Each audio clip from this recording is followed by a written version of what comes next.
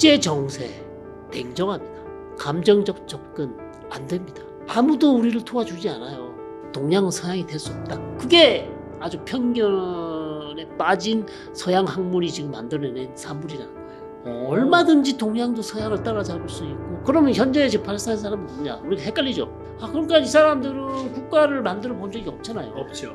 한 번도 다른 제국의 신민들이었죠. 한 번도 만들어 본 적이 없죠. 팔레스타인 거주민들이 이스라엘 정착촌을 습격합니다.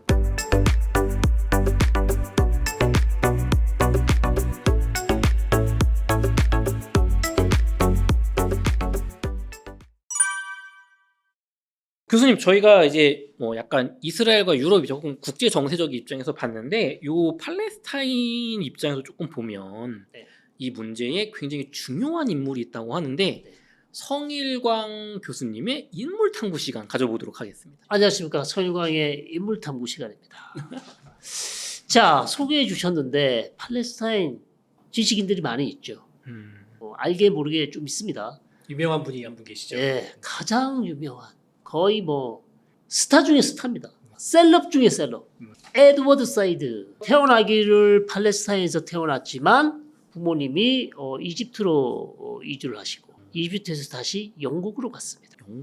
그러니까 이름이 영국 이름 에드워드하고 네. 아랍 사람 이름 사이드가 두 개 다 들어가 있죠. 아. 네. 그러다 보니까 이제 에드워드 사이드인데 이 사람은 무슬림이 아니고 아마 가톨릭을 믿는 기독교인 것으로. 그러니까 중동에 다 무슬림만 있다고 생각하시면 안 됩니다. 그리고 팔레스타인도 네. 무슬림만 있는 게 아닙니다. 네. 아, 진짜요? 당연하죠. 팔레스타인에 기독교인들 많이 있습니다. 그리스 종교. 아, 정말요? 네. 팔레스타인 사람이 다 이슬람 믿는 게 아니에요? 팔레스타인 사람들이 다 하마스가 아닙니다. 팔레스타인 사람들 중에서도 그리스 종교나 다른 가톨릭 종교를 믿는 사람들이 있습니다. 레바논은 훨씬 더 많고요. 그죠? 중동 지역에 많은 그리스도 교인들이 있습니다. 그렇기 때문에 이 에드워드 사이드도 그런 사람 중에 한 사람인데 이 사람은 사실 팔레스타인 민족주의 운동을 아마 미국이나 유럽에 가장 많이 전파했던 사람이기도 하고요. 그러나 학자로서는 미국에 끼친 영향은 훨씬 더 큽니다. 그렇죠. 오히려. 진짜로서요. 오히려. 그래서 에드워드 사이드의 역작은 뭐니 해도 오리엔탈리즘이죠. 이거는 저도 들어본 책 이름이 예, 오리엔탈리즘. 이거 오리엔탈리즘입니다. 유명한데. 1978년에 나온 책입니다. 오래됐죠? 제가 6살 됐을 때 나온 책이네요. 에드워드 사이드의 오리엔탈리즘이 왜 중요한가? 이전까지는 중동 지역을 연구하는 학자를 우리가 오리엔탈리스트라고 부릅니다. 지금도 러시아에서는 중동학이라고 미들리스트라고 하지 않고 오리엔탈 스타디라고 합니다. 옛날에는 오리엔탈 스타디라고 그랬어요. 그렇죠. 왜? 중동이 오리엔트니까. 아시아. 그리고 니어이스트라고 썼죠. 네, 금동이라고 많이 썼는데 과거에는 이제는 미들리스트로 많이 바뀌었습니다. 그런데 오리엔탈이라는 다 쓰고 있어요. 근데 오리엔탈 뜻이 뭐예요, 교수님? 동양. 동양. 네. 근데 왜 중동이 왜 동양이에요? 중동은 동양이죠. 유럽에서 보면 가장 동쪽이, 그러니까 가까운 동양이 그 중동이지 않습니까? 아시아는 우리나라가 몰랐었죠. 아니에요? 옛날엔 몰랐었지, 아시아의 네. 존재를. 옛날에는 중세 시대는 유럽이 있고 동쪽 끝이 중동이니까. 네. 그러니까 중동을 통칭해서 우리가 오리엔트라고 하고 네. 거기에 이제 반대되는 단어 악시덴트라고 있죠. 서양은 악시덴탈. 그래서 오리엔탈리즘도 있지만 거기에 대항하는 논리도 악시덴탈리즘이라고 또 있습니다. 그거는 뭐 다음 기회에. 네네. 그래서 오리엔탈리즘이 왜 중요한 거 아니에요? 미국의 중동학자뿐만 아니라 모든 지성계의 뇌를 그냥 바꿔놨어요. 이 책이. 네. 이 책이. 예. 그러니까 오리엔탈리즘의 핵심은 지금까지 중동에 대한 유럽이나 미국에서 중동을 다뤘던 모든 학술적인 연구는 바이어스 됐다. 편견에. 편견으로 바라봤다. 예. 왜? 식민지 유럽 국가들이나 미국이나 이런 식민주의 국가 사업에 봉사하기 위한 학문이야. 진짜 학문을 어떤 객관적 학문적인 연구를 한 게 아니라 예. 식민주의 사업 그 프로젝트에 봉사하는 학문이었기 식민주의의 시녀로서의 학문이었기 때문에 올바른 눈으로 동양은 없었다. 객관적으로 안 봤다. 안 봤다. 객관적으로 안 본 정도가 아니고 아주 비하해서 낮게 봤다. 그러니까 서양보다 아주 낮은 하등의 사람들, 하등의 문명으로 취급을 했다. 그렇게 이 사람이 유럽에서 생산된 동양에 대한 거의 모든 자기가 찾을 수 있는 문학이나 역사책이나 소설이나 이런 걸 다 살펴보면서 그걸 하나하나씩 다 비판을 했어. 합리적으로 근거를 들어서. 그거는 또 보기에 나름입니다. 음. 어쨌든 완전히 새로운 다른 시각을 제시를 했어요. 그러니까 중동학계는 물론이고 원래 이 사람이 역사가가 아닙니다. Comparative Literature. 비교 문학가입니다. 예, 비교 문학가입니다. 그러면서 그런 책을 쓰니까 미국에 있는 중동학계가 걔가 완전히 뒤집어졌어요. 우리가 지금까지 속아왔구나. 우리가 잘못 연구했다. 잘못 봤다. 동양을. 특히 중동을. 아시아도 마찬가지고. 왜 우리가 계속 이 식민주의 사관으로 식민주의 프로젝트의 눈으로 동양을 봤냐. 일본도 저기 조선 저기 2등 시민 니들은 평생 안 돼. 막 이렇게 막 연구했잖아요. 그렇죠. 그런 것들도 마찬가지입니다. 그래서 핵심은 뭐냐? 동양과 서양은 다르고 동양은 서양이 될 수 없다. 그게 아주 편견에 빠진 서양 학문이 지금 만들어낸 산물이라는 거예요. 아, 그게 아니다. 네, 그게 아니다는 거죠. 이 동양과 사람은. 서양이 다른 게 아니고 네. 동양은 서양이 될 수 없다가 아니다. 네. 어. 얼마든지 동양도 서양을 따라잡을 수 있고 발전될 수 있다는 게 그게 진실인데 사이드 주장은 지금까지 만들어 놓은 학문들은 그렇지 않았다. 네. 그거를 신랄하게 비판한 것이 오리엔탈리즘입니다. 야, 이거 대단한 분이네요. 네. 그래서 이 사람 이후에 미국의 중동학계는요 어마어마한 파장을 일으킵니다. 어떻게 바뀌나요? 이스라엘을 두둔하는 사람은 살기가 힘든다. 아, 그래요? 그러니까 요즘에 대학가에서 예. 미국 대학가에서 예. 반이스라엘 팔레스타인 시위가 많이 예. 자주 일어나고 있죠. 예. 예. 그 트럼프 대통령이 저기 야 하버드 너네 뭐야 왜 이렇게 반유대인 이스라엘 시위 안 막아? 그게 다 기원이 여긴 거예요 그러면? 난리가 났죠. 학계가 예. 또 아직도 이스라엘 두둔하니 못 배우는 이런 느낌. 예. 그래서 콜롬비아 대학에서 지금 가장 심하죠. 심하죠. 이 사람이 어느 대학 교수이겠습니까? 콜롬비아.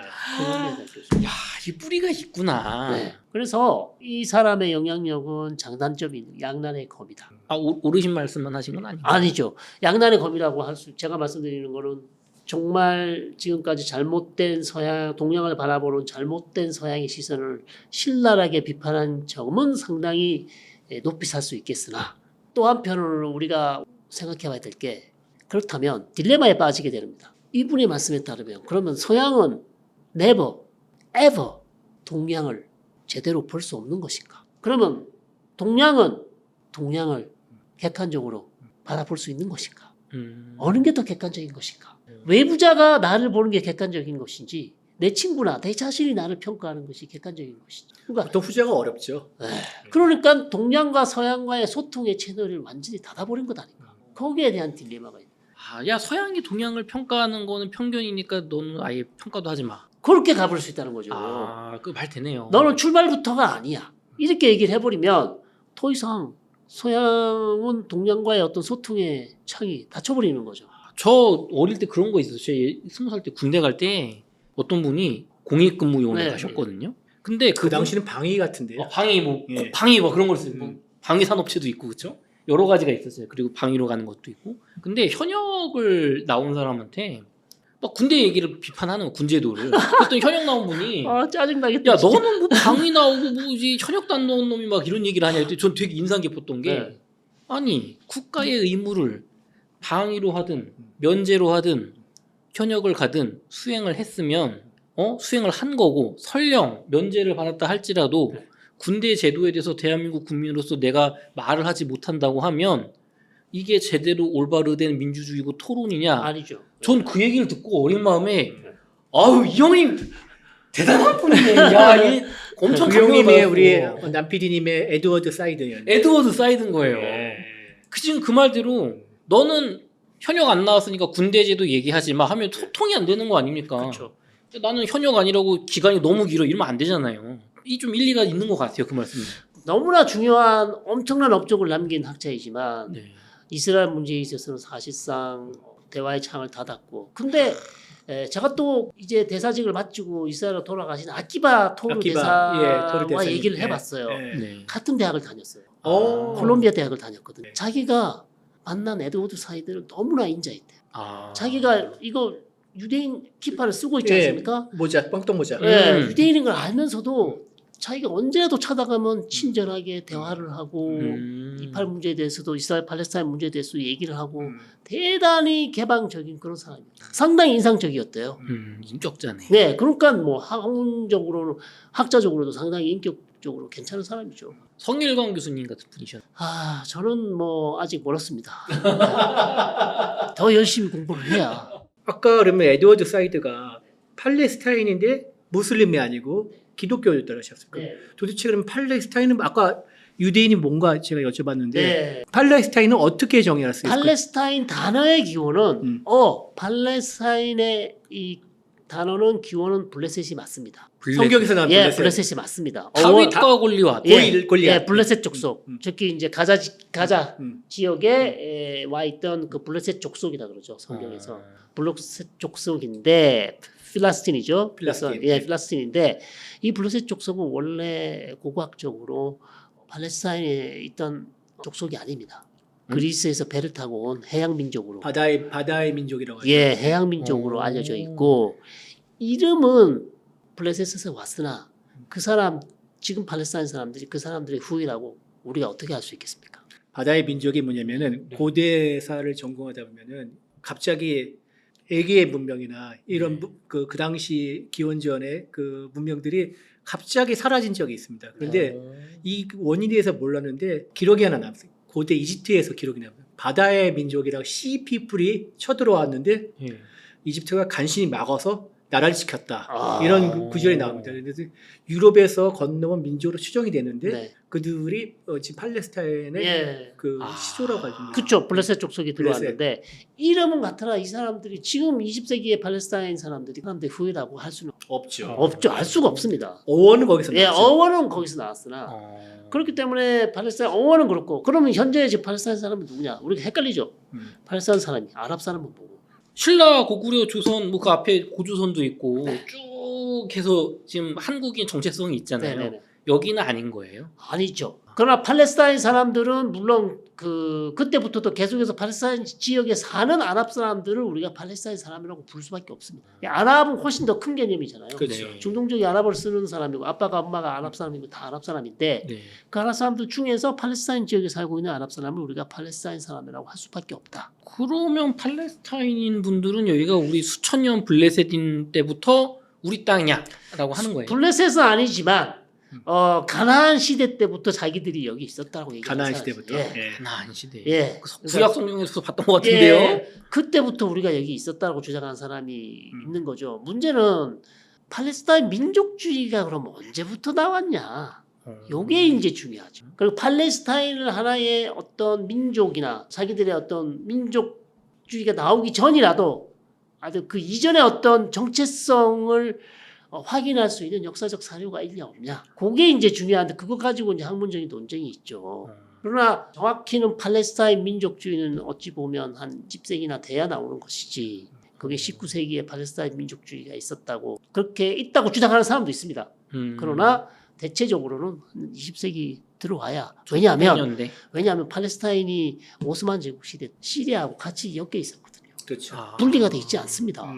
시리아하고 같이 엮여져 있었기 때문에 특히 20세기 초에 팔레스타인 문제를 결정하는 사람들이 시리아 사람들도 많이 있었어요. 팔레스타인 사람들만 결정한 게 아닙니다. 시리아 사람. 네, 시리아 사람들의 같이 팔레스타인 사람들이 이스라엘하고 협상을 했고 그런 결정들이 잘못된 결정들이 있죠. 47년 분할안을 받았으면 됐을 텐데 안 받았다. 그러면 왜 그런 팔레스타인 사람들은 그렇게 통일되지 못해? 팔레스타인 사람들도 역시 가문 정치가 있었어요. 가문죠. 그렇죠. 아랍권에서는 네. 국가보다 원래 가문 부족이 중요합니다. 그러니까 나샤시비 가문하고 후세인이 가문하고 여러 가문들이 있었어요. 그러니까 어느 자기가 여기서 주도권을 쥐고 싶어 하니까 우리가 앞에서 저 이스라엘도 막 그 주도권 다툼하듯이 노선 경쟁 이러면서 단일화된 힘을 보여주지 못하면서 외부의 적보다 내부의 적이 더 무섭고 내부 경쟁이 외부와의 경쟁보다 더 치열합니다. 근데 앞선 저희 3부에서 이스라엘은 어쨌든 알탈레나를 알탈레나를 침몰시켰음에도 불구하고 어쨌든 통일이 됐습니다. 됐잖아요. 예. IDF가 대장하기로 했잖아요. 네. 근데 여기서는 동일이 안 되고 국가 수립이 안 되고 20세기에 들어와서 지금 하마스와 PLO가 또 다루죠. 그럼 팔레스타인 사람은 결론 기자님이 질문이 팔레스타인인은 뭐예요? 그러니까 지금 현재 팔레스타인 아버지가 팔레스타인 사람이고 팔레스타인 지역에 살았던 옛날 거주민들이 거주민이고 지금 내가 유럽에 가 있더라도 네. 과거 내가 팔레스타인 살았다. 아. 그럼 내가 왜 지금 팔레스타인 여권이 나옵니다. 자치정부가 있으니까. 네, 자치정부가 있으니까 여권이 나옵니다. 예. 그럼 이스라엘의 입장은 여기는 뭐 오랫동안 팔레스타인 사람은 민족이 없었고 그냥 그 아랍 오스만 제국에 살다가 이렇게 주장하는 사람들이 그렇죠. 그렇게 보는 거죠. 이스라엘에서 우파들은 특히 이제 팔레스타인 민족주의가 어딨냐. 뭐 있어봐야 20세기 후반에 나왔지. 1950년대 말에 PLO보다 더 빨리 나온 게 있죠. 파탁이라고 팔레스타인 해방 조직이 이 1955년에 아르파트가 세웁니다. 이미 55년에. 그 67년 전이죠 이미. 네. 3차 중동 전에. 그다음에 가말 압둘 나스르 20세 대통령이 하여튼 55년 한참 뒤에 만들어줘. 그럼 교수님 팔레스타인은 우리나라 상해 임시정부처럼 네. 조선이 망하고 우리 막 임시정부도 만들고 독립군도 있고 막 네. 그리고 우리 옛날에 막 중국 사서 보면은 몇천 년 전에도 동이족이라고 써 있고 일본에도 저기 고려 네. 사람하고 이런 기록이 많잖아요 우리는. 네네네. 근데 팔레스타인은 그게 별로 없는 거예요. 아 그러니까 이 사람들은 국가를 만들어 본 적이 없잖아요. 없죠. 한 번도 다른 제국의 신민들이었죠. 한 번도 만들어 본 적이 없죠. 언제 팔- 만들어봤어요? 팔레스타인 국가가 한 번도 없었어요. 아 있을 수가 없죠. 계속 제국의 네. 신민이었고 아까 말씀드렸다시피 아랍 문화에서는 국가나 그런 것보다 부족이나 가문이 더 중요. 1947년에 유엔 분할을 받았으면 팔레스타인 국가가 세워줬죠. 그때가 어떻게 보면 네, 최초다. 아랍 국가를 세워주기로 했지 않습니까? 만약에 그것을 받았더라면 유엔이 회원국이 될 수 있는 팔레스타인 국가가 될 수 있었어요. 조로의 기회였다. 네, 그거를 놓치고 나서는 팔레스타인 국가를 세울 가능성이 없죠. 팔레스타인 민족주의가 언제 생겼냐는 되게 기원이 분분하겠지만 제가 생각하기에는 시오니즘이 딱 뭐 주창이 되고 네. 헤르츠를 이제 주도해서 유대인들을 팔레스타인 지역으로 이주를 막 할 때 19세기 후반이 아닌가 싶은데 그렇죠. 원래 민족주의라는 거는 자기 정체성을 가져야 되는데 그렇죠. 팔레스타인인으로서의 네. 독립적인 개체로서 인정하는 건데 네. 그렇게 그걸 인정하려면 내가 누군가의 다르다 이거를 먼저 깨달아야 되지 않겠습니까? 네. 근데 오스만 투르크의 신민으로서 네. 팔레스타인에 거주했던 때는 그는 전혀 몰랐었죠. 같은 무슬림이라서 그냥 네. 뭐 조금 뭐 다른 사람들 몇 명인데 그 소수였으니까. 네, 근데 네. 19세기 후반에 갑자기 유럽에서 유대인들이 서서히 몰려들기 시작하면서 네. 우리랑 다른 존재가 생겨났다. 그렇죠. 그때가 그러면 팔레스타인 민족주의의 시발이라고 해도 되겠죠. 그렇게 볼 수도 있겠죠. 찾아볼 수 있겠죠. 그러니까 1882년부터 유대인이 들어왔으니까. 그렇다면 거의 19세기 말이죠. 그리고 거의 20세기 초에 가야 구체화된 팔레스타인 사람들의 어떤 집단 의식 이런 것들이 형성되어서 팔레스타인 민족주의가 출발되었다. 우리가 남이다 생각하는 거죠. 네. 우리는 남이다. 그렇게밖에 추정할 수 없을 것 같습니다. 그럼 저도 사실 잘 몰랐는데 저희 댓글 보다 보면은 아니 왜 이스라엘 유대인들은 몇천 년 동안 저기 아랍에서 잘 살던 팔레스타인 땅을 뺐냐? 네. 요런 시각은 몇천 년 동안 팔레스타인 국가라는 게 없었고 한 번도 네. 없었고 네. 민족이라는 자각도 좀 우호적으로 봐야 한 1800년대 중반, 네. 19세기, 네. 20세기가 거의 뭐 더 우호적으로 보는 사람도 있습니다만 뭐 중간쯤 해서 그 정도로 말씀드리면 그 우리나라도 좀 5,000년 역사됐다는 거 있어요. 네. 그러니까 국가가 있었다고 생각하시면 안 되는 거죠. 팔레스타인 국가는 사실상 없었다. 그러나 팔레스타인 민족은 여기에 거주한 거는 맞다. 그리고 아까 PLO는 1974년이 아니고 1964년이고 네. 팔레스타인 해방 조직은 1955년 맞습니다. 55년 이후로. 좋습니다. 그러면은 저희 이어서 그 오스만 투르크 시절에 이제 시오니즘 시작되면서 유대인이 유입됐잖아요. 네. 그 이후에 이 땅에 팔레스타인 분들에게 좀 어떤 고난과 역경이 좀 있었는지 좀 사례들을 좀 말씀해 주실 수 있을까요? 그 19세기 후반에 이제 시오니즘이 주장이 되면서 유대인들이 팔레스타인에 하나둘씩 나타나기 시작하면서 원래 거주하고 있던 팔레스타인인에게는 많은 하나님의 날벼락이 이제 치는 그렇죠. 거죠. 그래서 기록에 따르면은 그 첫 분쟁의 시작을 1882년 12월이라고 합니다. 네. 이 이스라엘 측에 나왔던 건데 당시에 이제 팔레스타인으로 이주한 네. 이스라엘 유대인들의 결혼식이 있는데 결혼식에서 이렇게 파티를 벌이고 있다가 유대인 경비원이 실수로 총을 쏴가지고 실수로 써요. 팔레스타인 아랍계 팔레스타인이라는 한 명을 숨지게 한 일이 있었답니다. 이게 최초의 기록상 나온 최초의 분쟁이라고 하네요. 양측 간에. 예. 아니 실수로 총을 쏴요? 예. 오발 사고죠. 오발 사고. 오발적 오발로. 네. 예.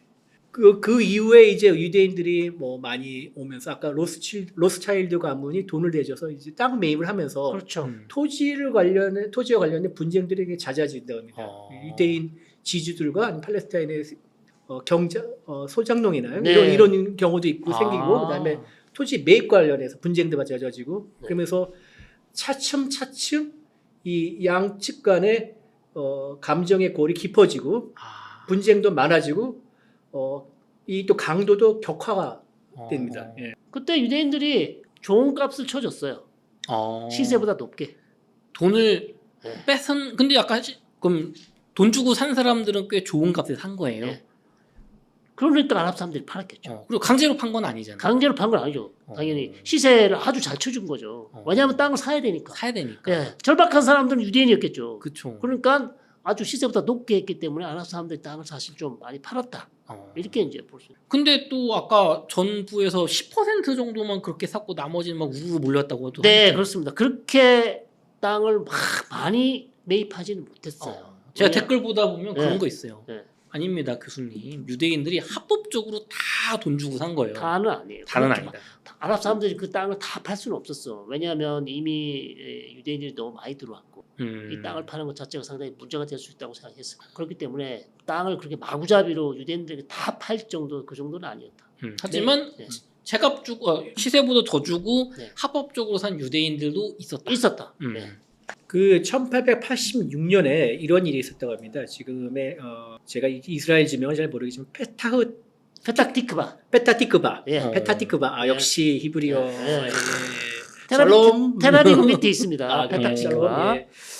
그 당시에 이제 사소한 분쟁이 있었는데 노세 이렇게 뭐 통행권이나 이런 거 가지고 분쟁이라 가지고 이스라엘 유대인 그 이주민들이 그 아랍 정착민의 노세를 뺏었다고 합니다. 그래서 아랍 이제 팔레스타인 인측이 이제 유대인들한테 돌려달라 하는데 싫어 왜? 그래가지고 그게 분쟁이 되어가지고 그 이스라엘 유지민들이 농사를 지으러 나간 사이에 팔레스타인 거주민들이 이스라엘 정착촌을 습격합니다. 4명이 부상당했다는데 이게 가장 큰 사건이었다고 해요. 지금 그 당시 굉장히 큰 충격적인 사건인데 지금 봐서는 뭐 아무것도 아니죠. 아무것도 아니죠. 그러니까 이런 일이 계속 반복되고 근데 시간이 지나면 이게 이제 무장 투쟁으로 바뀌는 거죠. 처음엔 그냥 예. 분쟁, 충돌, 예, 사고였다가 그냥, 그러다 이제 민병대가 패싸움 정도였죠. 민병대가 생기면서 양측 간에 이제 무력 충돌로 가게 되는 상황이 점점 악화되는 것이죠. 그래서 문제는 유대인들이 처음에 들어갔을 때 아랍인 문제가 심각해질 것이라는 것을 좀 생각을 했었어야 되는데 본인들은 우리가 이렇게 돈을 많이 가지고 와서 그 사람들의 노동력도 많이 이용해주고 그리고 발전된 문명을 만들어서 그러면 저 사람들도 같이 우리랑 평화롭게 잘 살 수 있을 거야 라는 아주 순진한 생각. 유태인의 오리엔탈리즘이네요. 네.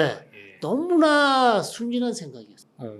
물론 다 그렇게 생각한 건 아니지만 그런 생각들 때문에 아랍 문제를 좀 진지하게 생각하고 우리가 이 사람들을 어쨌든 평화로운 방법으로 해결을 해야지 이런 식으로 그냥 해결하지 않고 그냥 유야무야가면 문제가 더 복잡해질 것이라는 걸 생각했었어야 되는데 네.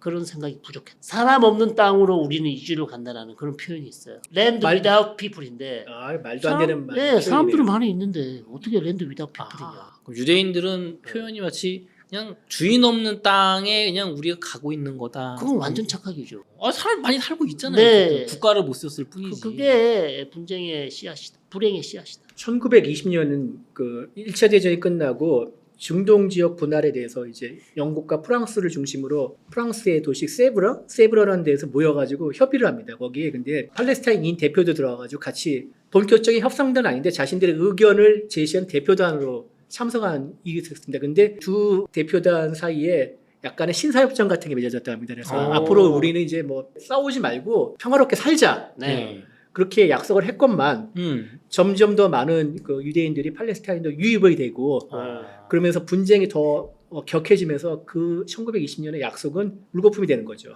원래는 그냥 같이 살자였던 거예요. 그때만 해도. 그때만 해도 이제 평화롭게 협의를 해보자. 네. 잘 해보자 어떻게. 네, 잘 해보자. 너무나 순진한 생각이죠. 구체적으로 뭘 어떻게 나누자니 뭐 돈을 줄게 뭘 해야지. 네, 말만 하면. 그러니까 뭐 노력은 좋았으나 그것이 음. 결실을 맺기에는 좀 역부족이었다. 그렇죠.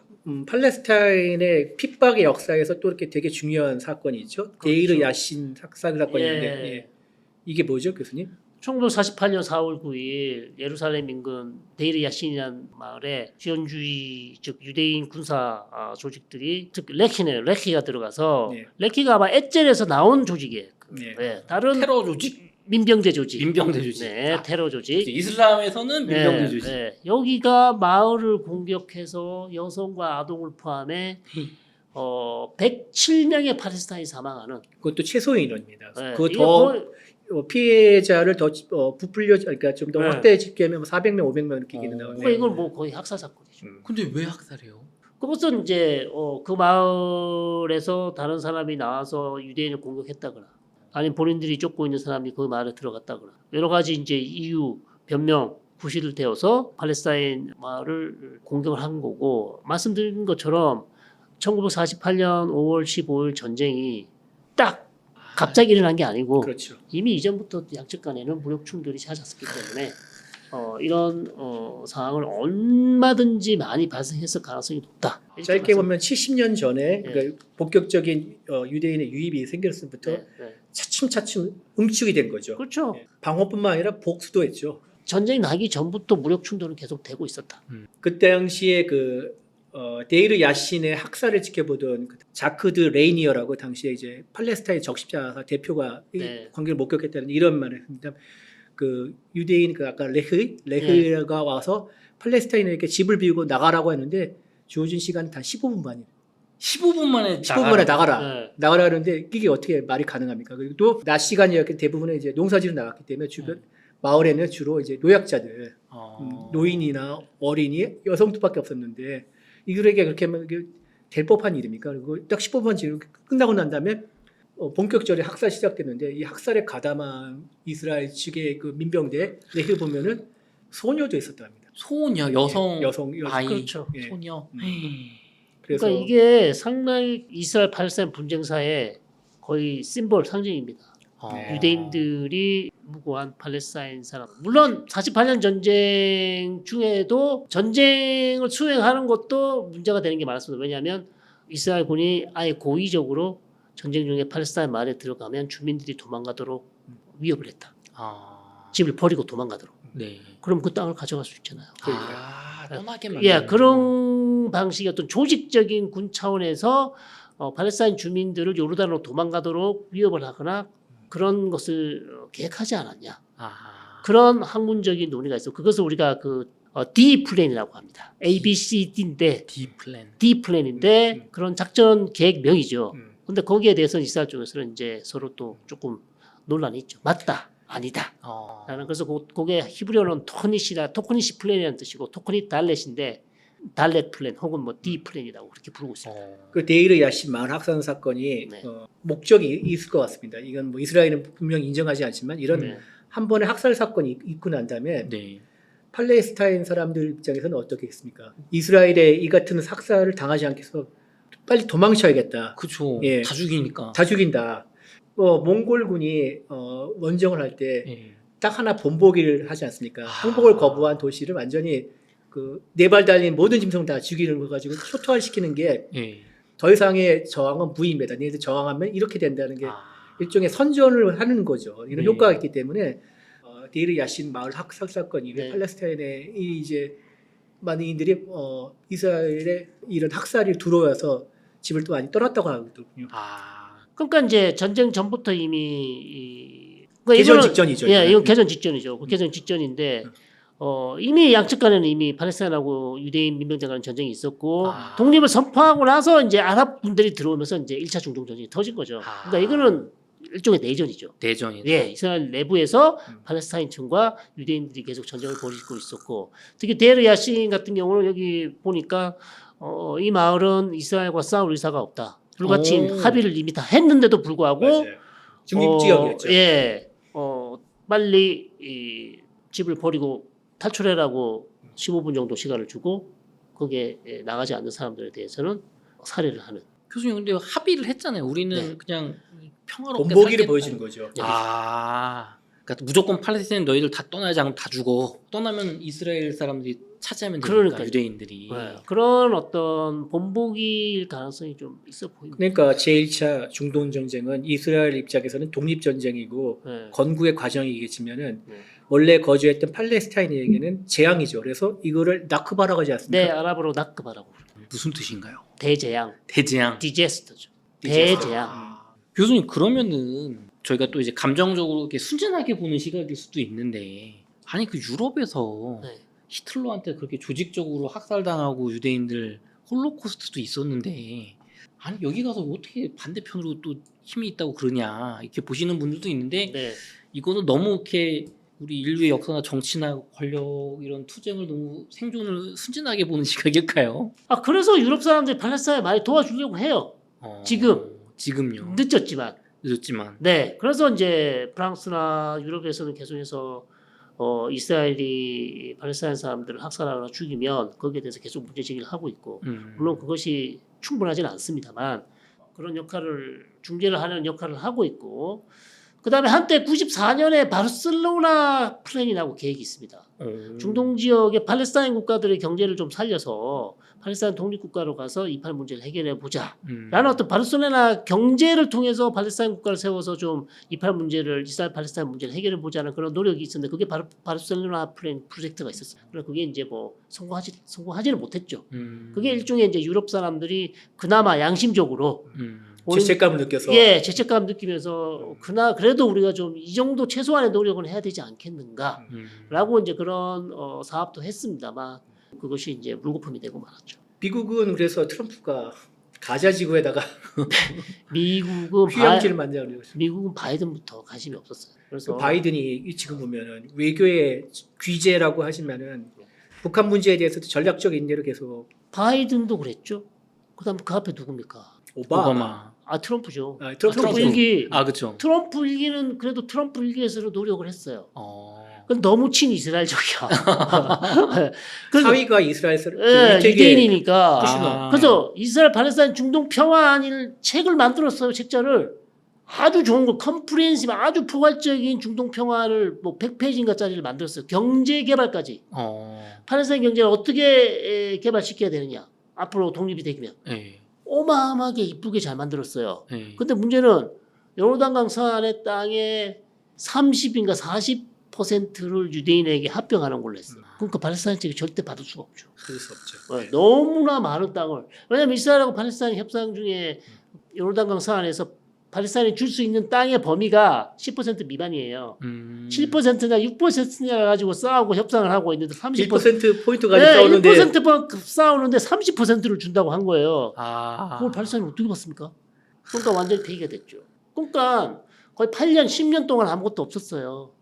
바이든 놀았죠. 트럼프 일기 놀았죠. 그러니까 뭐 이스라엘 팔레스타인 문제가 미국은 왜 관심이 없냐? 해봐야 안 될 거 아니까. 해봐야 안 된다. 해봐야 내 시간 낭비, 내 돈 낭비, 내 정력 낭비. 그런 거 해봐야 외교적 업적도 안 되고. 아니 뭐 되면 노벨상을 받을 수는 있겠죠. 누구처럼 누가 지금 되게 원하고 있는데. 근데 해결될 기미가 거의 없으니까. 그렇군요. 저희가 지금 긴 시간 동안 이렇게 교수님과 기자님 모시고 어떻게 보면은 저희가 원래 첫 부를 이제 이스라엘 독립전쟁에 대해서 이야기를 해보려고 했는데 앞에 배경 설명이 지금 여기까지 온 거거든요. 그렇죠. 교수님, 기자님 이렇게 웅달멘터리 전쟁사 줄여서 웅전사 웅전사 검색하시면 앞으로 나올 건데 웅전사 첫 촬영 소감은 좀 어떠시고 그리고 시청자분들을 위한 웅달멘터리 관점에서의 교훈도 부탁드리겠습니다. 자 보십시오. 오늘 긴 시간 촬영했지만 전혀 지루하지 않고 전혀 힘들지 않은 건 아닙니다만 그래도 나름 재미있게 촬영을 했고요. 국제 정세 냉정합니다. 감정적 접근 안 됩니다. 아무도 우리를 도와주지 않아요. 결국 자주국방해야 되고요. 외교력 키워야 됩니다. 그렇지 않으면 이 긴 중동의 역사를 보시면 감정적 접근한다거나 냉철한 하여튼 머리가 필요합니다. 그래서 여러분도 투자하실 때 감정적으로 하지 마시고 냉철하게 분석하시고 역사에서 많이 배우시고 그래야 좋은 길이 보일 것이라고 생각합니다. 이에치카의 아까 역사는 과거와 현재 끊임없는 대화라고 했는데 어제의 중동, 어제의 팔레스타인을 저희가 여러분께 말씀드린 거는 그냥 뭐 무슨 일이 있었다는 게 아니라 내일의 우리를 바라보고 어떻게 나갈까를 생각해보고 그리고 또 어떤 같이 지혜를 모아보자 하는 그런 작은 바람에서 하는 겁니다. 그러니까 앞으로 웅전사 계속 여러분께 많은 화제도 던지고 생각할 거리 던져보겠습니다. 같이 고민해 나가주셨으면 고맙겠습니다. 감사합니다. 저희가 다음 시간에는 그 이제 이스라엘 독립전쟁, 중동 1차 전쟁. 교수님 그 아랍 분들이 이 전쟁을 부르는 명칭도 있잖아요. 나크바. 나크바. 네, 대재앙이죠. 또 대재앙이군요. 네. 제1차 중동전쟁. 그렇죠. 이게 독립전쟁은 너무 이스라엘의 시각이니까. 그렇습니다. 네. 이제 아랍 입장에선 대재앙, 네. 나크바에 대해서 알아보는 시간을 가지도록 하고요. 저희는 소고기를 먹으러 가겠습니다. 오. 촬영 끝나고 소고기 먹기로 했거든요. 오. 제가 사는 겁니다. 오. 정확히는 응달식빵에 사는 겁니다. 예. 여러분 저녁 식사 맛있게 하시고요. 다음에 또 빠른 시일 내에 촬영하도록 하겠습니다. 댓글 많이 남겨주세요. 감사합니다. 감사합니다. 고맙습니다.